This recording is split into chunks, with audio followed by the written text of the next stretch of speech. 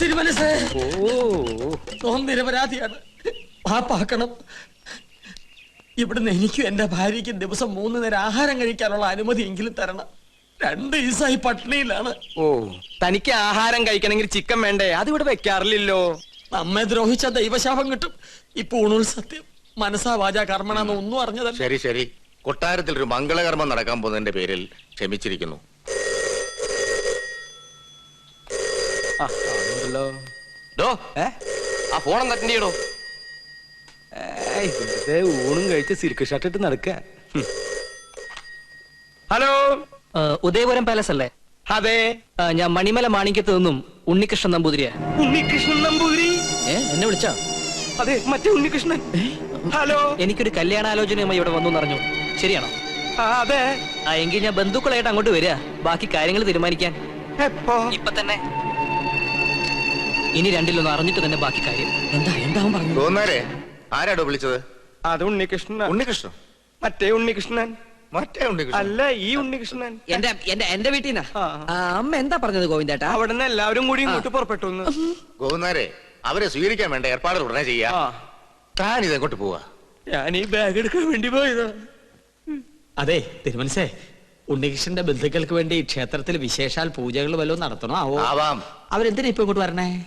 എടോ നമ്പൂരി, ഈ ഉണ്ണിയെ കൊണ്ട് എന്റെ കുട്ടിയെ വേളി കഴിപ്പിക്കാൻ പോവാടോ. സർവമംഗളാനുഭവം. ഇവന്റെ ജനസമയം നോക്കി പുരുഷോത്തമ പണിക്കർ അന്ന് പറഞ്ഞതാ എനിക്ക് ഓർമ്മ വരുന്നത്. എന്ത്? ഗജരാജയോഗം ഉണ്ടെന്ന്.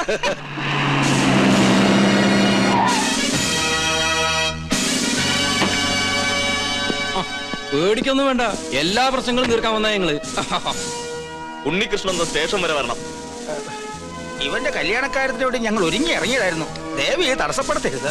ആദ്യം അവൻ കേസിന്നും പൊല്ലാപ്പിന്നൊക്കെ തലയോരട്ടെ, എന്നിട്ടാ അവൻ കല്യാണാലോചനയും കല്യാണ പന്തലൊരുക്കലും ഒക്കെ. അല്ലെങ്കിൽ മണ്ഡപത്തിൽ നിന്ന് പോലീസ് പൊക്കിന്ന് ചീത്തപ്പേരുണ്ടാവും. തിരിച്ചു വന്നിട്ട് സ്റ്റേഷനിൽ ഹാജരായ പോരെ? പോരാ, ഇത്രയും ദിവസം ഞങ്ങളെ വെട്ടിച്ചേർന്ന് തന്നെ വലിയ കുറ്റം. കേസ് ചാർജ് ചെയ്യാതിരുന്നേ താമോര് സാറ് പറഞ്ഞോണ്ടാ.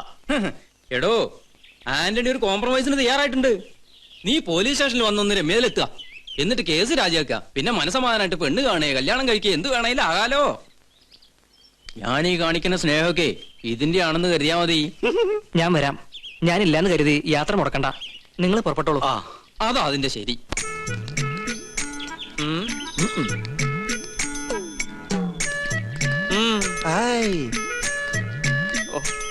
ഇനി നമ്മളിപ്പോ എന്താ ചെയ്യാ? ഞാനൊന്ന് പറഞ്ഞോട്ടെ, നമ്മളിപ്പോ എന്താ ചെയ്യാ? ഇയാളെ കൊണ്ട് വലിയ ശല്യായില്ല. എന്നാ ഞാൻ വേറൊന്ന് പറഞ്ഞോട്ടെ, നമ്മളിപ്പോ എന്താ ചെയ്യേണ്ടത്? എന്താ 3 പേരും കൂടി ഒരു ചുറ്റിക്കളി? ഇയാൾ ശല്യം ചെയ്യണു. ഇയാൾ അടുക്കളയിലേക്ക് ചെല്ല്, സദ്യയുടെ കാര്യങ്ങൾ ശ്രദ്ധിക്കുക. ആ ഉണ്ണി, അവരെത്ര പേരുണ്ടാവും? ഒരു അടിക്കുള്ള ആളുണ്ടാവും, അല്ല ഒരു വണ്ടിക്കുള്ള ആളുണ്ടാവും. ആയിക്കോട്ടെ, അല്ലേ ഗോവിന്ദനാരെ?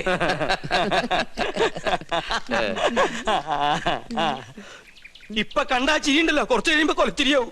എല്ലാം പൊളിയൊന്നും ഉറപ്പായല്ലേ? എന്നെ കൊണ്ടൊന്നും പറയിപ്പിക്കണ്ട. ഇത്രയൊക്കെ വരുത്തി വെച്ചിട്ട് എന്റെ നാവില് നല്ല തെറി പോലും വരുന്നില്ലല്ലോ ഈശ്വര. ഇവര് വന്ന് ഈ കല്യാണക്കാരി ആലോചിച്ചപ്പോ നിനക്ക് പറ്റില്ല എന്ന് പറയായിരുന്നില്ലടാ നാരങ്ങ മോറ. എന്നോട് ക്ഷമിക്കണം, വേറെ നിവൃത്തി ഇല്ലാത്തോണ്ട് ഞാൻ വിളിച്ചതാ.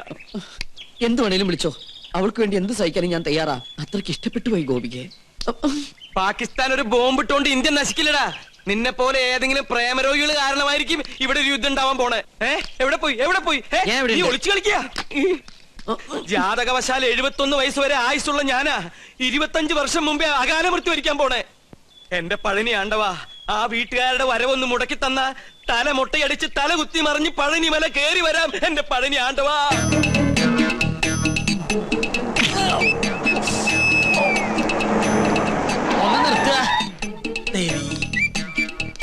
ഉദയപുരം കൊട്ടാരത്തിലേക്ക് കല്യാണം ആലോചിച്ചു പോണ പാർട്ടിക്കാരല്ലേ? എങ്ങനെ മനസ്സിലായി? ഈ റോഡിലേക്ക് തിരിഞ്ഞപ്പോഴേ മനസ്സിലായി. ഇവിടെ മൊത്തം അസ്വാലിക്കളാണേ. നിങ്ങൾ ആരോടെങ്കിലും വഴി ചോദിച്ചാൽ മതി, അപ്പൊ ഈ കല്യാണം മുടങ്ങും. അതുകൊണ്ടാ കാത്തു നിന്ന്. അതെന്താ?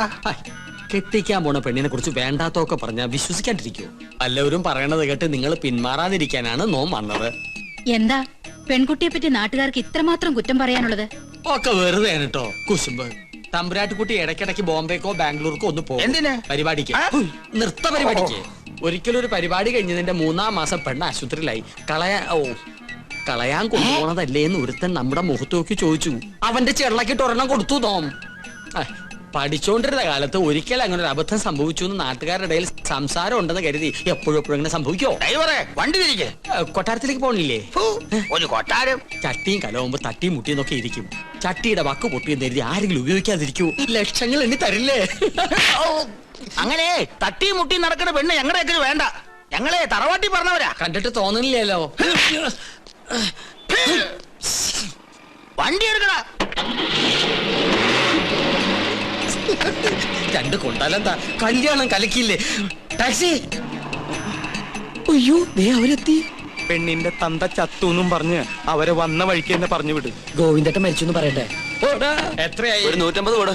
ആ എന്നാ പിടിച്ചോളൂ. 200. നീ നിന്റെ വീട്ടുകാരെ നോക്കി നിൽക്കുകയാണല്ലേ? അവരിനി ഭാഗത്തേക്ക് വരില്ല. അന്ന് കോഴി മാംസം കാണിച്ച് നീ നമ്മ കൊട്ടാരത്തിൽ നിന്ന് പുറത്താക്കിയതിന് ഒരു ചെറിയ ശിക്ഷ. നോമി കല്യാണം മുടക്കി. നീ വലിയവനാടാ, വലിയവൻ. ഇന്നാടാ നിന്റെ മഹത്വം ഞാൻ അറിയുന്നത്. താങ്ക്സ് പറയടാ. Thank you very much. കല്യാണം മുടക്കിന്ന് അറിഞ്ഞപ്പോ ഇവനെന്തിനാ ഇത്ര സന്തോഷിക്കണേ?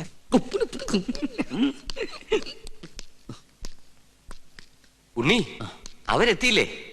എത്തി, പക്ഷെ വന്ന പോലെ തിരിച്ചു പോയി. ഈ കൊട്ടാരത്തിലുള്ളവരെ കുറിച്ച് ഇല്ലാവചനം പറഞ്ഞ് അവരെ മടക്കി പറഞ്ഞയച്ചു. ആര്? നീ പറ. എനിക്കതിനുള്ള ശക്തിയില്ല. എനിക്ക് ശക്തി ഉണ്ടായിട്ടല്ല, പരശു നമ്പൂതിരി.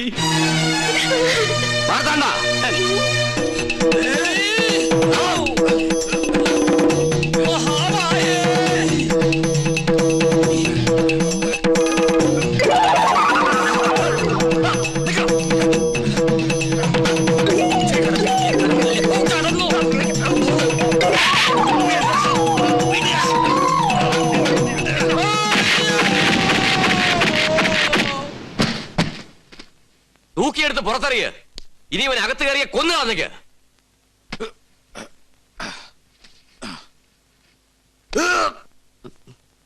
മുത്തശ്ശ, ആരൊക്കെ എതിർത്താലും എന്റെ മനസ്സ് മാറില്ല. എനിക്ക് കല്യാണത്തിന് സമ്മത.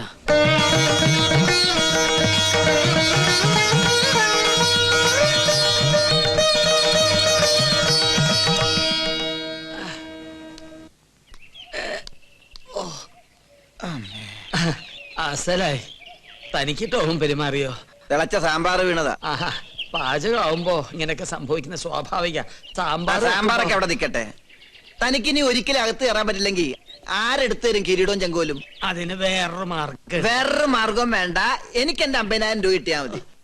മരണപ്രാളത്തിൽ കിടന്ന് പിടയ്ക്കുമ്പോഴാണോ കിരീടവും ചെങ്കോലും പണവും ഒക്കെ? തനിക്കൊരു മനുഷ്യ പറ്റില്ലല്ലോ. പറ്റിയത് എനിക്കാ. എന്റെ കർത്താവേ. നമ്മുടെ അഗസ്റ്റനല്ലേടോ നൂലോട്ട് നിൽക്കണത്? അതെ അതെ, അവൻ തന്നെ. വാ.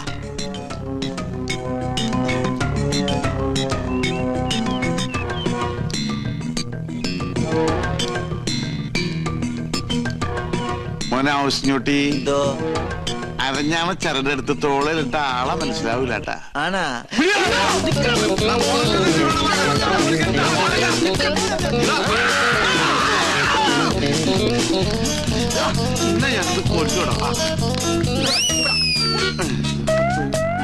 അവനെ നമ്മുടെ കൈ കിട്ടുന്ന കാണിച്ചു കൊടുത്തവേ. പിന്നെ ഞമ്മളല്ല തള്ളിയത്. നീയല്ലേ? പിന്നെ ഞമ്മളായിരിക്കോ? അവനാ തള്ളിയത്. അഗസ്റ്റിൻ. അഗസ്റ്റിൻ അവരോടെ അവൻ പോയി. പുറത്തേക്കല്ല, അകത്തേക്ക് പോയി. അല്ലാ, ഇതെന്താ നിസ്കാര പള്ളിയാ? ഇത് കൊട്ടാരമാണ്. പക്ഷെ കണ്ട പാലസാണെന്തോ. എഞ്ചിൻ ഞാൻ കാണാൻ കൊണ്ട് പറയണ്ട. അവനെ പിടിക്കണ്ടേ? നിങ്ങൾ പോയി നോക്ക്, നമ്മളിവിടെ ഇരിക്കാമേ. അല്ലാ, പുലിയാണ് മോനെ. വരേ പുലി. പെറ്റുകിടക്കുന്ന കുഞ്ഞുങ്ങളെ കണ്ടില്ലേ? എഞ്ചിൻ ഞാൻ കൊട്ടാരത്തിലെ പുലി. കൊട്ടാരമല്ലേ, പുലിയെ വളർത്തുന്നുണ്ടാവും. ആര് പറഞ്ഞിട്ടാണ് അതിനകത്ത് കയറിയത്? അറാമ്പർ പാലിക്കരുത്. വീട്ടിനകത്താണ് പുലിയെ വളർത്തുന്നത്. പുലിയാ? പുലി ഇറക്ക പ്രസവിച്ചത്.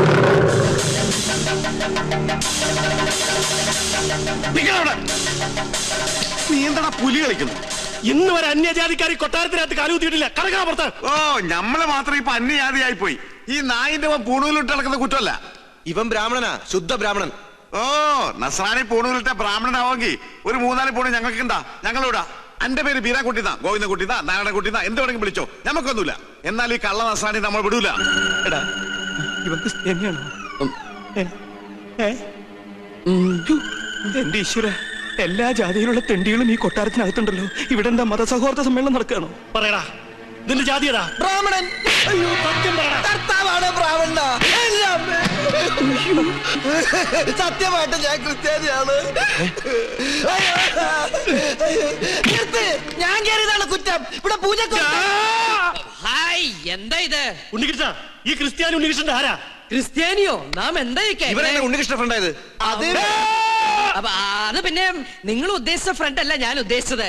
ഒരു സുപ്രഭാതത്തില് എന്റെ ഫ്രണ്ടിൽ വന്നു നിന്ന ജോലി വേണമെന്ന് പറഞ്ഞവൻ ഫ്രണ്ടിന് രണ്ടർത്ഥമുണ്ടേ. അങ്ങനെയുള്ള സമയത്ത് നിനക്ക് ഫ്രണ്ടിന്റെ സ്പെല്ലിംഗ് പറയായിരുന്നില്ലേ? ഓ, ഞാനത് മറന്നു. എന്നാ ഇപ്പൊ പറഞ്ഞേ. FRONT. കറക്റ്റ് ആണല്ലോ, പിന്നെന്താ കുഴപ്പം?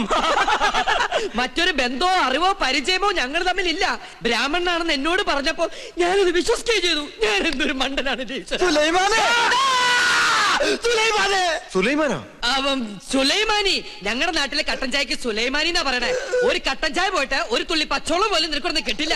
എന്റെ അടുത്ത് ബ്രാഹ്മണനാണെന്ന് പറഞ്ഞ് വിശ്വസിപ്പിച്ച് കളഞ്ഞില്ലേ ആ സ്ത്രീകരം? വേഷം മാറി ഞങ്ങൾ പറ്റിക്കാൻ നോക്കുന്നോടാ. തൊട്ട് പോകരുത്. നിങ്ങൾ വലിയ തമ്പരാക്കന്മാരായിരിക്കും, പക്ഷെ ഒരു പാവപ്പെട്ടവരെ തല്ലിച്ചതക്കുന്ന നായിന്റെ മക്കളായ നമ്മൾ അനുവദിക്കില്ല. പൂണൂൽ ഊരി കളഞ്ഞിട്ട് വാടാ, ഞമ്മക്കൊണ്ട് ബഹ്റ പോലെ വീട്. ഹിന്ദുവിന് നസ്രാണിക്കും കേറാൻ പാടില്ലാതെ എഴുതി വെക്കാത്ത വീട്, മനുഷ്യന്മാര് താമസിക്കുന്ന വീട്. വാടാ.